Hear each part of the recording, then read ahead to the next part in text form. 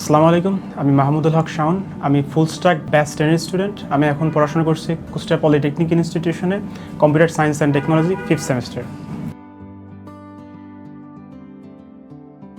So আমি যেহেতু diploma in engineering করছি, সো আমার আর জাস্ট কয়েকটা সেমিস্টার আছে। সো আমার এখন লক্ষ্য হচ্ছে আমি আমার স্কিলটাকে আরও বাড়াবো, গ্রো করব এবং আমার ডিপ্লোমা শেষ করার আগে কোনো একটা জব ক্র্যাক করার এখন আপাতত হচ্ছে আমার ইচ্ছা, বা এটাই আমি আপাতত লক্ষ্য হিসেবে ডিসাইড করছি। সো আমি মেনলি মেশিন লার্নিং নিয়ে কাজ করতাম, বাট এখানে যে মডেলগুলো ছিল এগুলো ভিজুয়ালাইজেশন হতো না। সো আমি এই জন্য চিন্তা করছিলাম যে জ্যাঙ্গো শিখবো, এটার মাধ্যমে অ্যাকচুয়াল ভিজুয়ালাইজেশন করা যায় এবং এটা মানুষকে দেখানো যায়। সো এই জন্য মেনলি আমি এখানে ভর্তি হয়েছিলাম।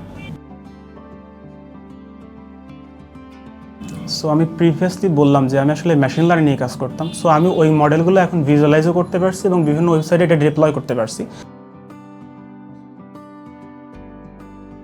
সো আমার আসলে কখনো সাপোর্ট সেশনের প্রয়োজন হয় না, বিকজ ক্লাসগুলো ছিল এক্সিলেন্ট এবং প্রত্যেকটা বিষয় বোঝার কারণে আমি যখন কোনো এরর ফেস করতাম ফার্স্টে ট্রাই করতাম যে চ্যাট জিপিটি বা যে এআই টুলসগুলো আছে ওইগুলো ইউজ করার। সো আমার আসলে কখনো সাপোর্ট সেশনের প্রয়োজন হয় নাই, বাট অ্যাসাইনমেন্টের জন্য আমি একবার সাপোর্ট সেশনে গেছিলাম, বাট দেখলাম আপু খুব ভালোভাবে অন্যদের প্রবলেমগুলো সলভ করছে। So I think support session ভালো ছিল। সো আমি এর আগে ক্লাস অবজেক্ট নিয়ে অনেক ভিডিও দেখছি এবং এটাকে অনেক টিচারের কাছে পড়ছিও, বাট এটা অ্যাকচুয়াল যে কীভাবে কাজটা করে বা কেন এভাবে শিখবো এটা কখনো শিখতে পারিনি। বাট মুনিম ভাইয়ের একটা ক্লাস ছিল, ক্লাস বেস নিয়ে একদম ফুললি ব্যাংক একটা প্রজেক্ট দেখাইছিল।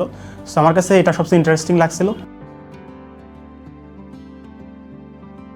সো আমার মনে হয় ইমপ্রুভমেন্টের জায়গা কয়েকটা ছিল, যেমন ফার্স্ট হচ্ছে আমরা আমাদের যে ভিডিওগুলো ইন্ডেক্সিং সিস্টেমটা ছিল এটা আই থিঙ্ক ইমপ্রুভ করা উচিত, এবং আমাদের যদি একটা প্রজেক্টের উপর ডিপেন্ড করে পুরো কোর্সটা সাজানো যেত। যেমন হচ্ছে আমরা ফার্স্টে HTML CSS দিয়ে একটা ফ্রন্ট এন্ড ডিজাইন করলাম, দেন হচ্ছে আমরা হচ্ছে জ্যাঙ্গো দিয়ে সেটা হচ্ছে আমরা ব্যাক এন্ডে ডিজাইন করলাম, এবং পরবর্তীতে যখন আমরা রেস্ট এপিআইটা শিখলাম তখন দেখা গেল জ্যাঙ্গোরটা বাদ দিয়ে আমরা রেস্ট এপিআই দিয়ে আমরা প্রজেক্টটা করলাম, এবং পরবর্তীতে যখন রিয়াক্ট শিখবো তখন আমরা হচ্ছে আমাদের যে ফ্রন্ট এন্ডের ডিজাইনটা ছিল ওটা রিয়াক্টে আমরা কনভার্ট করে দিলাম। তাহলে আমাদের পুরো কোর্সটার যে ডিজাইনটা আই থিঙ্ক এটা হচ্ছে সবার আউটপুটটা, মানে যে আউটপুটটা এক্সপেক্ট করতেছে ওইটা আই থিঙ্ক ফুলফিল হবে।